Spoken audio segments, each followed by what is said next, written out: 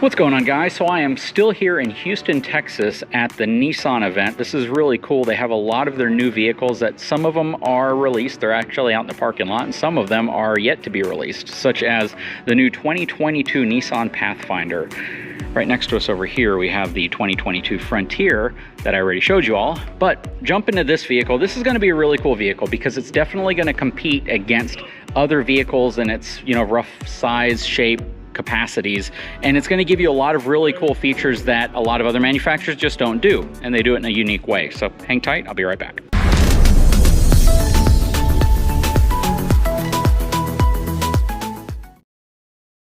All right, so a couple different configurations you can get this new 2022 Pathfinder in. First of all, it's not going to be released until I believe the summer of this year. The first one's going to be a 7-passenger configuration, which is essentially 2 people up front, 3 people in the middle, and 3 people in the back. Now, this is an absolutely beautiful color, and the updates to the outside of this absolutely are in line with several of the other newer Nissan products that you're seeing. Tons of LED lighting, nice edginess to it, very muscular lines. And one thing I really like is how they do kind of this darker contrasting top portion. Looks really nice how they have the black kind of roof line on top of the painted body, which really stands out. I think that's something that Range Rover kind of led with back in the day, but honestly, it's really a great bold statement in terms of the overall look. Now, you can get this in either front-wheel drive or an intelligent 4-wheel drive system with 7-position drive and train mode selector. So it gives you the ability to go over various types of terrain. In terms of the engine, this is going to have a 3.5-liter direct injected V6 with idle stop start, which is becoming pretty common on most vehicles now. Now, in terms of torque, it's got a pretty hefty number, 259 pound-feet of torque. It's paired to a 9-speed automatic transmission with the manual paddle shifter mode if you want. And it also has standard towing capacity in a non-towing package of 3,500 pounds, which is relatively low.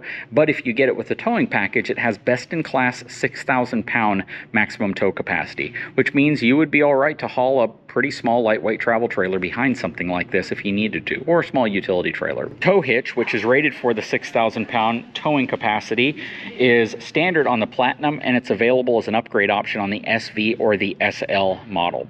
And it's going to ride on either 18-inch or 20-inch wheels and tires. And once we get inside, you're going to see some of the cool things that they've done in terms of the technology, because it is pretty advanced. So let's take a closer look around the outside of this. And again, you can see all the LED lighting. Nissan has definitely been one of the pioneers in terms of LED lighting applications on vehicles, just flooding their vehicles with LED lighting. And now you're pretty much seeing the entire industry move that direction. LED lights are far more efficient in terms of power consumption, and they can actually make your battery and things like that last a little longer when you utilize them right, because they pull so much less power off of the battery in the power system. Coming around to the back, again, I absolutely love this blacked out roof line up here. Go ahead and lift the back up here so you can see. You can see the 3 headrests here for your 3rd row seating, which is really nice, and that's going to be standard in any configuration you get this in, so that's really cool. Okay, so to drop the headrests down, you're going to pull here. Let's see here, and then I believe you're going to lift right here to drop the seats down. So this is going to be your rear storage. Whenever you're comparing this to other kind of mid-size SUVs, it's very comparable. And then to pull it back up, simply lift here. And then pop your headrests back up. Your button up here is to raise or lower your tailgate, or also program the tailgate at a certain height. Now let's go ahead and move inside and take a look at the interior. So taking a look over here, you can see all your controls. You have your power seat, memory seats right here, as well as you can fold the mirrors in. The Pathfinder definitely falls more in line with that kind of high mid-luxury level of SUV, so expecting things like nice leather interior, a lot of technology, something that's pretty standard on almost all Pathfinders, to be honest. Power seats, both driver and passenger. Stepping inside here, coming across, you can kind of see what's going on here. All right, so here is your infotainment system.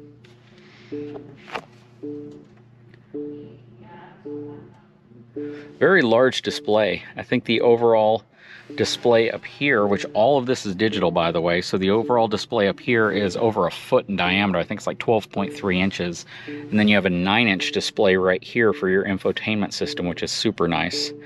Plus, you can see all your controls here are pretty much electric. You have your climate control systems on each side. I do like it when they still utilize a knob for your climate control. You have your terrain management selector right here, which basically selects the type of terrain you plan on driving this over.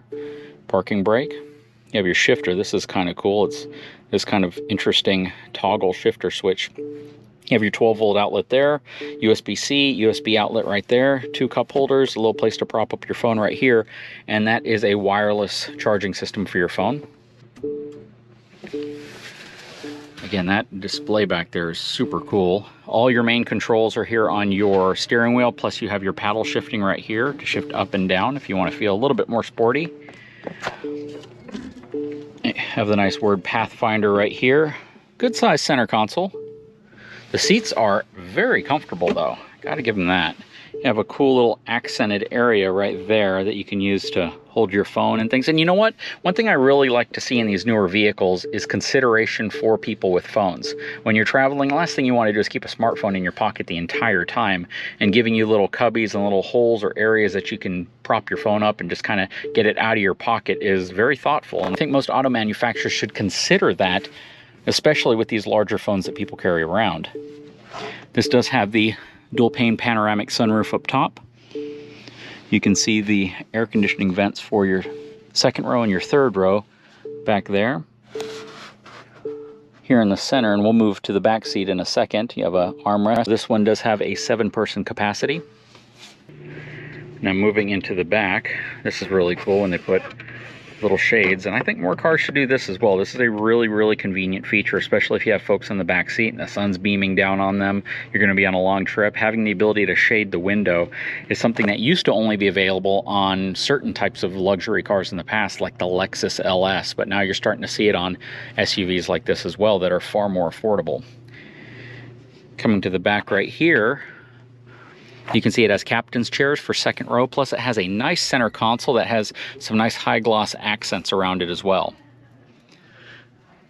You can see the armrests that fold down right here, and there appears to be a good amount of room. So considering this seat is almost in its fully, reclined back position, not necessarily reclined, but definitely very far back, I have a good amount of space in here, to be honest with you. This is definitely an interior that would be comfortable on a longer trip.